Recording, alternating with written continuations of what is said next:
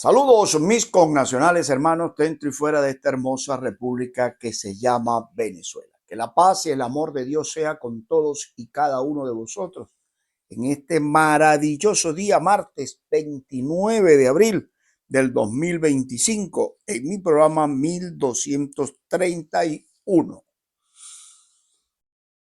Siempre al inicio del programa te deseo todo el bien. Mis más sinceros deseos desde mi corazón mismo, que te vaya bien en todo lo que te propongas, pero no olvides nunca y ten siempre en cuenta hacer el bien hacia los demás.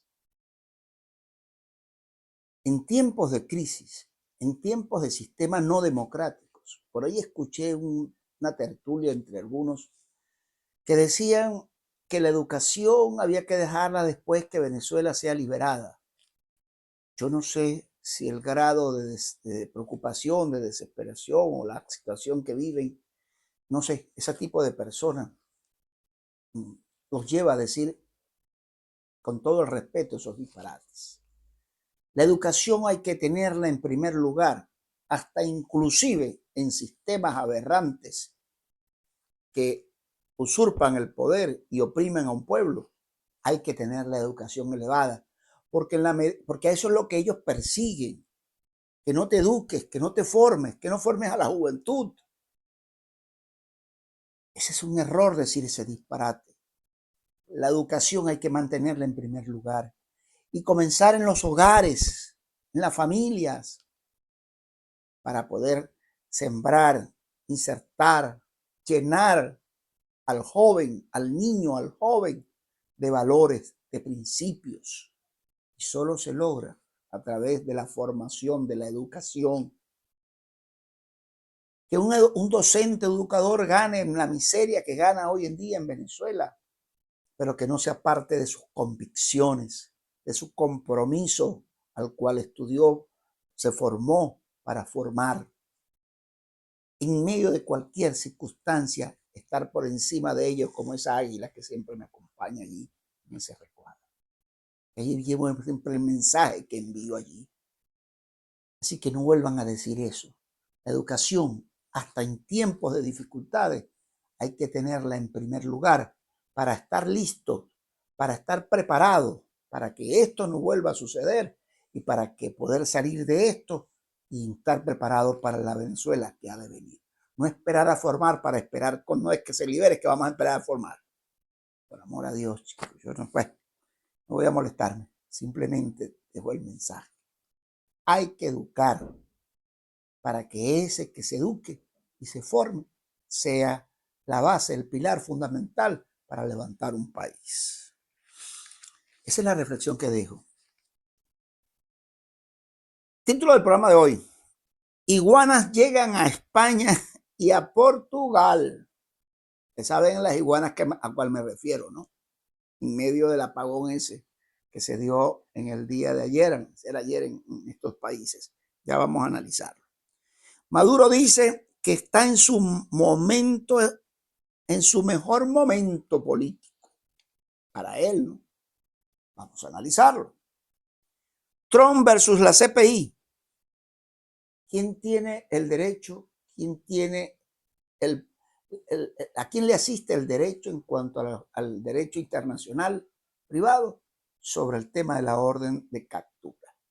Vamos a evaluar eso. Porque por ahí vi a unos abogados, periodistas a la vez, o influencers, quienes debatieron esto en el día de ayer, creo, y yo tengo mis reservas sobre eso, pero no desde el punto de vista jurídico, ¿no? Sino también desde el tipo político, inclusive. Pero vamos a ver, vamos a analizarlo. Y sobre el tema regionales, me pidieron algo, una opinión sobre el tema de la corrupción en la alcaldía de Maracaibo. Y también voy a ser fuerte y por última vez, porque dije que no me ahogaba más en ello, ¿no? Ahí hay una sociedad de cómplices que tienen lo que llaman el síndrome de Shakira, ¿no? Ciegos, sordos y mudos. Ya voy para esa. Comienzo con el primer punto. Iguanas llegan a España y Portugal. Apagón general en España, Portugal y el sur de Francia. por espacio de 12 horas. Demuestran, en primer lugar, que son países vulnerables, es decir, con unos países que por primera vez en la historia les sucede esto. Quizás se les pasó cuando vivieron guerras y es todo lo demás, pero en el marco de la Segunda Guerra Mundial, y que por cierto está por cumplirse un pocotón de años, más de 70 años, en estos días, pero creo que 76, si no me equivoco. Pero el tema no es ese. Y quizás en la dictadura de Franco, allá en esa era del principio del siglo pasado, se generaron situaciones como esa, pero tengo entendido que más él usaba el candelabro y la cosa esa para alumbrarse, ¿no? Pero a través del gas o el queroseno, estas cosas que decíamos aquí. Pero el tema del sistema eléctrico internacional se convierte en una figura vulnerable en el mundo y a las puertas de cualquier conflicto bélico, el llamado la Tercera Guerra Mundial, sería el más débil y vuelvo a repetir, vulnerable, que podría ser atacado por cualquier fuerza en confrontación. Esperemos en Dios que no suceda así. Pero se demuestra que son vulnerables. España, Portugal, el sur de Francia, donde 12 horas, durante 12 horas, y que hasta el sol de hoy van a llamar a la gente de como chiste, yo digo como de chiste, ¿no? A Corpole para que se traslade para allá para que les ayude a resolver el problema, ¿no? Porque aquí en Venezuela todo el tiempo el régimen decía que era la iguana, el machorro, boicot, saboteo, cualquier cosa dice siempre el régimen venezolano. Vamos a ver qué dice Pedro Sánchez, que es del mismo corte, o el de Portugal, que aunque tengo entendido que no es socialista, pero el tema es que las iguanas las trasladaron para allá, pues, y entonces van a averiguar qué es lo que pasa, porque hasta este momento, yo estoy saliendo al aire, no se sabe cuáles fueron las causas que generaron ese apagón de 12 horas, que generó alarma en toda España y Portugal, y sobre todo en España, porque inclusive hasta venezolanos que están allá se preocuparon porque paralizó todo. Y entonces, imagínense si están allá, ¿no? Si están aquí en Venezuela, ya aquí, lamentablemente debo decir esta palabra, muchos se han acostumbrado hasta a aplaudir cuando quitan la electricidad y cuando regresa, la retornan, aplauden porque retornó, y eso no debe ser. Solo sabemos que es la mala administración, el no darle mantenimiento preventivo, correctivo oportunamente, pues se robaron los dineros en el caso venezolano. No sé qué pasaría en España y Portugal porque todavía no se sabe, es un misterio de lo que pasó. ¿Cómo se perdieron súbitamente 500 gigavatios? Se perdieron. Nadie sabe. De manera súbita se perdieron 15 gigavatios y dejó por 12 horas a España sin electricidad y a Portugal y el sur de Francia. Le dejo esa, pues. Maduro dice que está en su momento, en su mejor momento.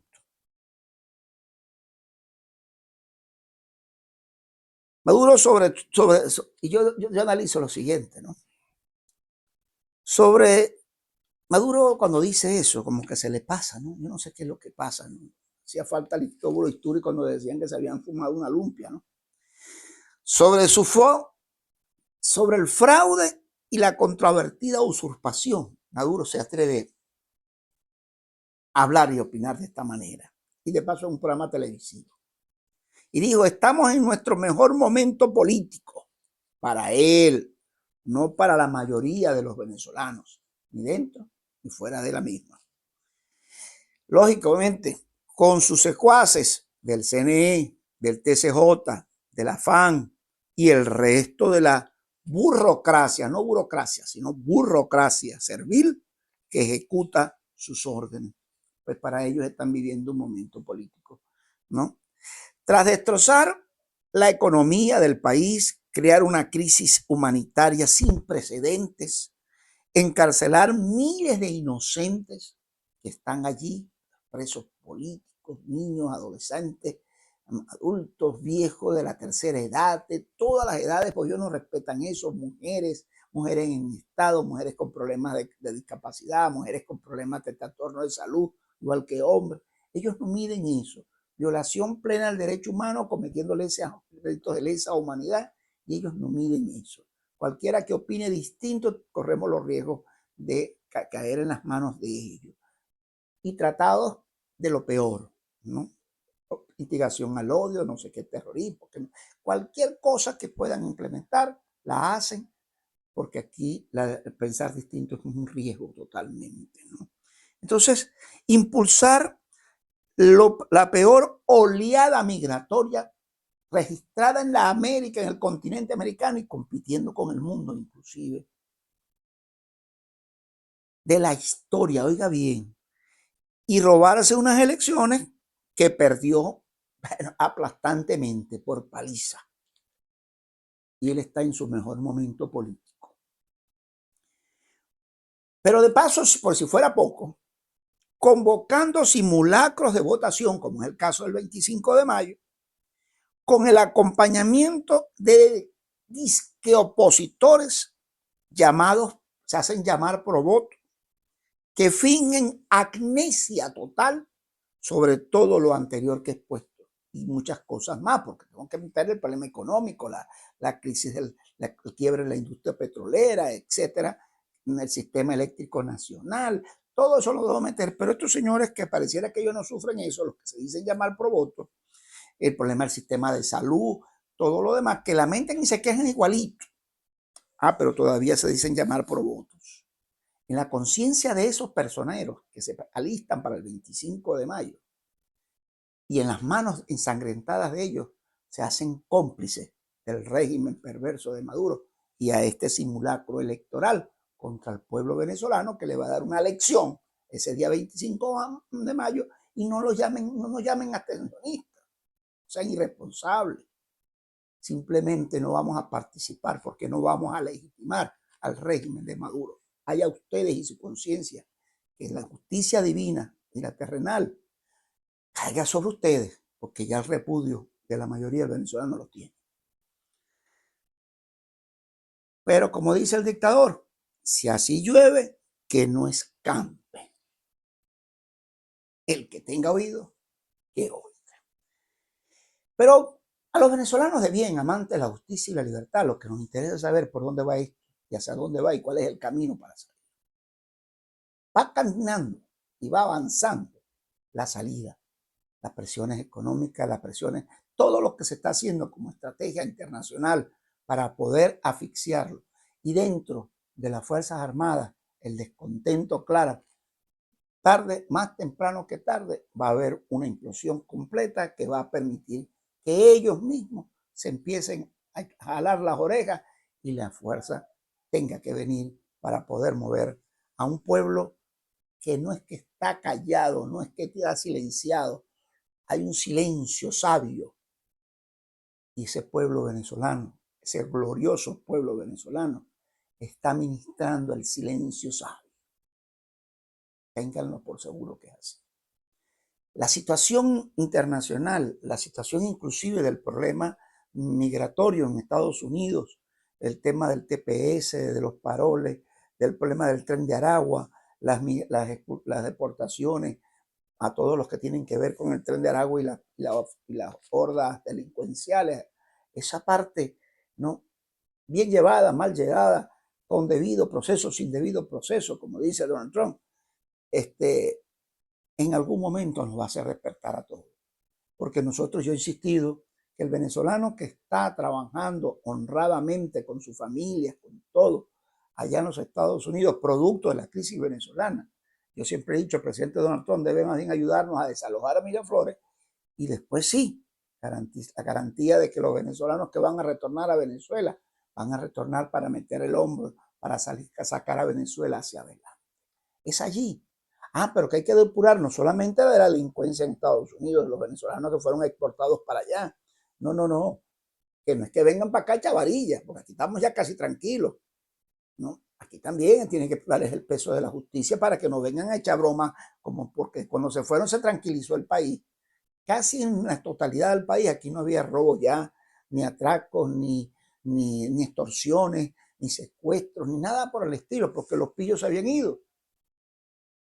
Ahora no nos vayan a volver a retornar esa vaina para que volvamos a caer en lo mismo, ¿no?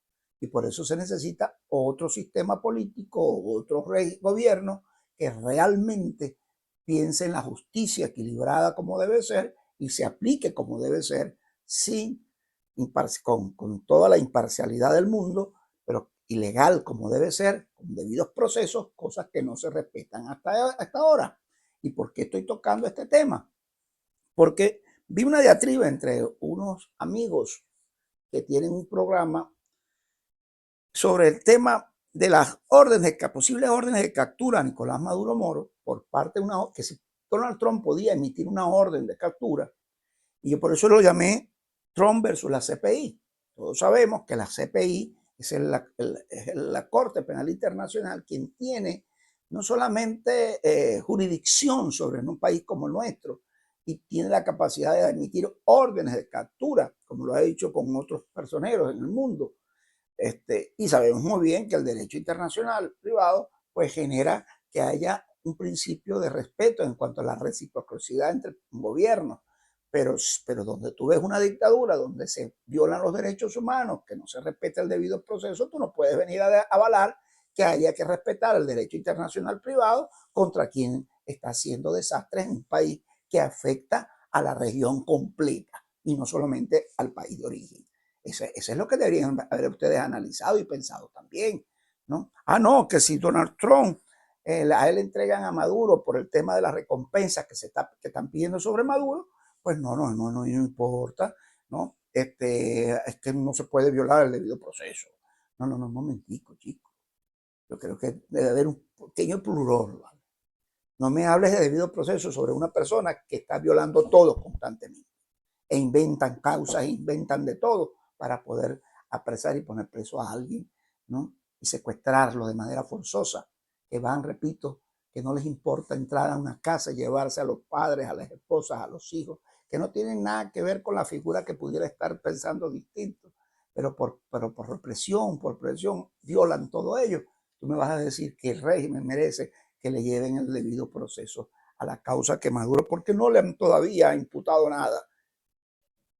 Se necesita tener, no tener estómago para poder decir eso y no tener, y que crea náusea ese tipo de comentarios. Con todo el respeto, mi querido amigo, pero de verdad, el pueblo clama justicia. Y la justicia debe ser imperada y aplicada con toda la rigurosidad del hecho para poder ayudar a liberar nuestra gran nación, no como un complemento, como algo que obligatoriamente debe ser conforme a la Constitución y a las leyes, pero también a la justicia divina y humana, debe ser imperativo.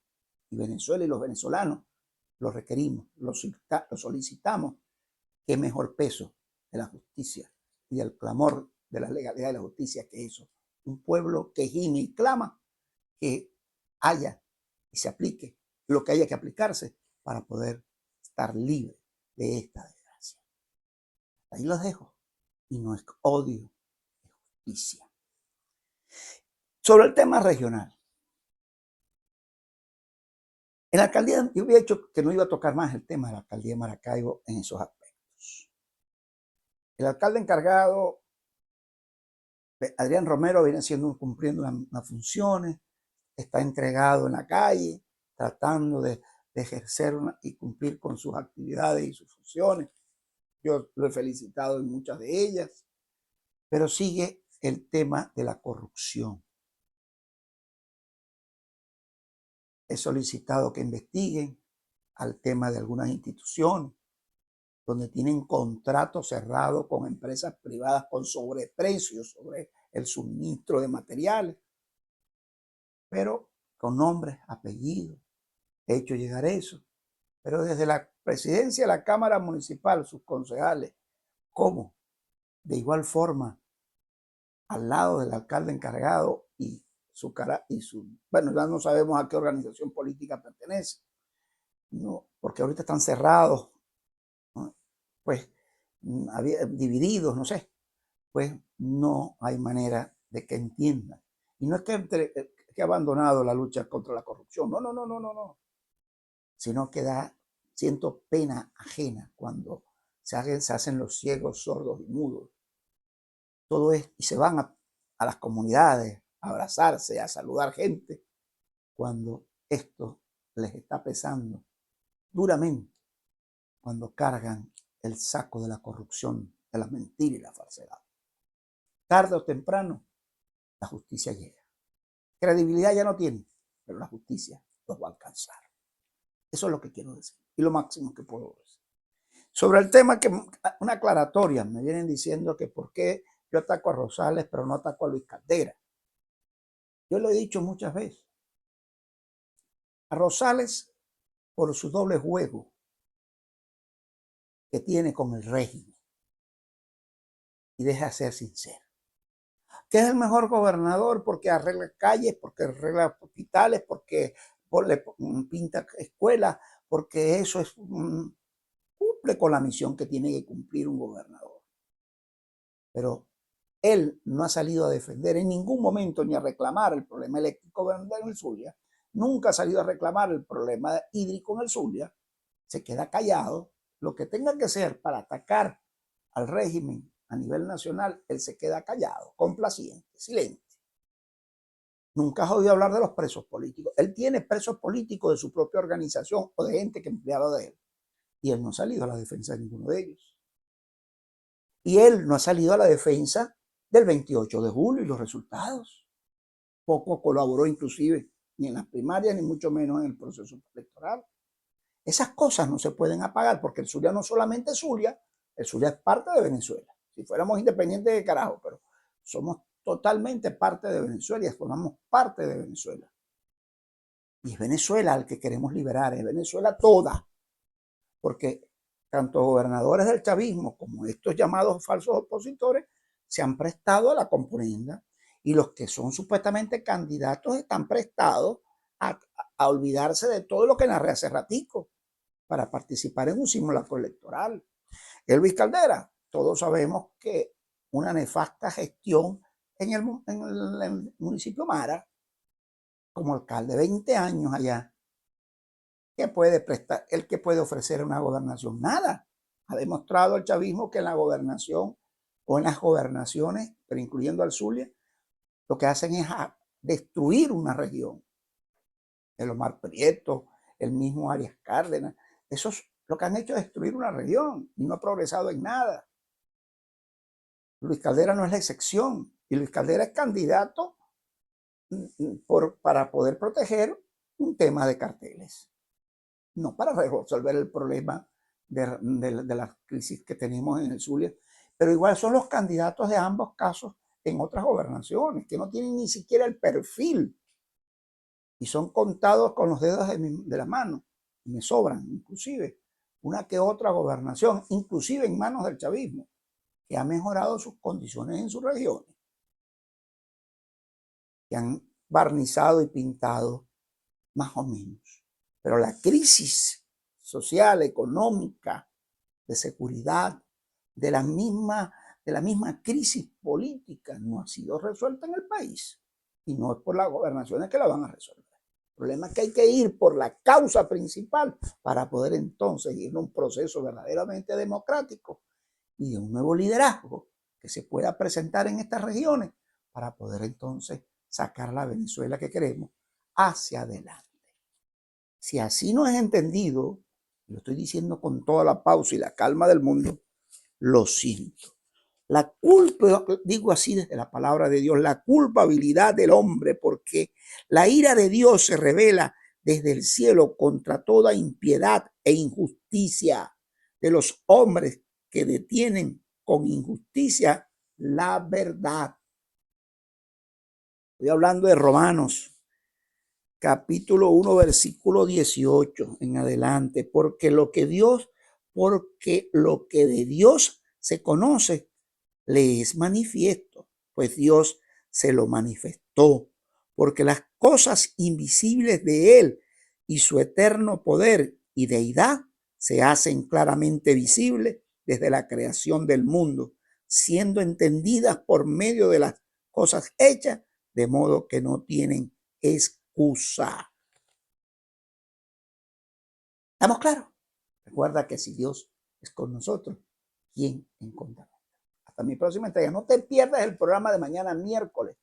El programa segunda entrega de lo que es dimensión, valores e integridad humana, la nueva enciclopedia de los miércoles. Mañana traigo un programazo sobre la conciencia nacional y el reencontrarnos con la historia de Venezuela, citando a 3 ilustres venezolanos. No te pierdas mañana ese programa. Que Dios te bendiga. Feliz día.